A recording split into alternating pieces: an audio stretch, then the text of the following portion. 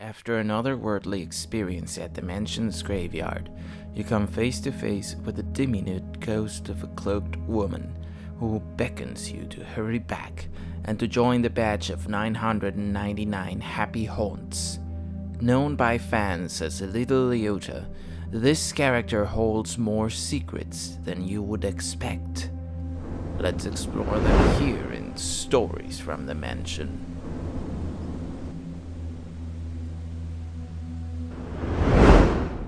This ghost lady was first created by Mark Davis. He was inspired by a funeral hostess from the movie The Loved One, which has a similar audio.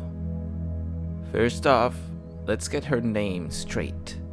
Officially, in Anaheim's blueprints, she does not have the name Leota, but rather Small Girl, or even Figure, giving not too much of a hint of her character. Yet by the time Orlando's prints and control boards were made, she was renamed as Little Leota. When Phantom Manor had her, she was even called Petit Leota.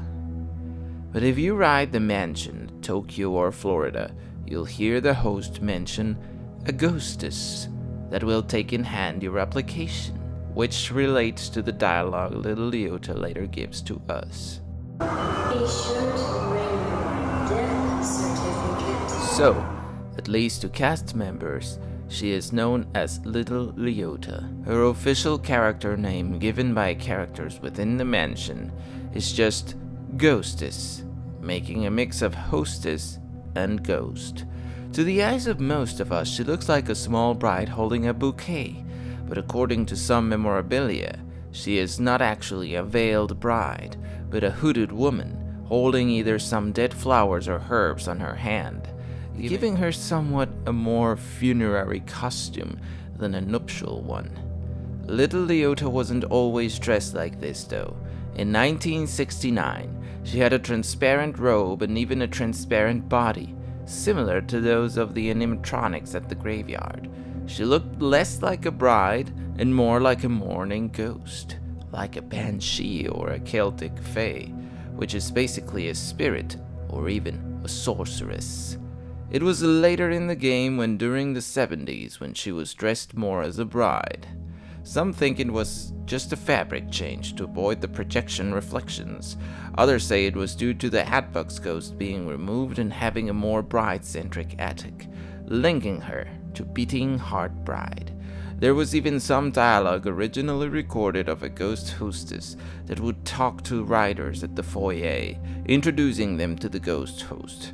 This feminine voice was done by Eleanor Audley, which also voiced Madame Leota, so there might have been an attempt to create the ghost hostess character that never ended in anything concrete. Your ghost host will be here presently to conduct you on your tour of this sanctuary for the disembodied. Hurry back!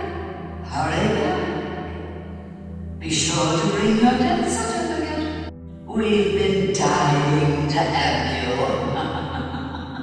you. Little Leota has no apparition in the 2000s video game, neither the movie, so there is not much clue there. The only canonical information we have is that she is a ghost hostess affiliated to the Ghost Relations Department, and she is here to help us join the ghosts. She is not officially related to Madame Leota.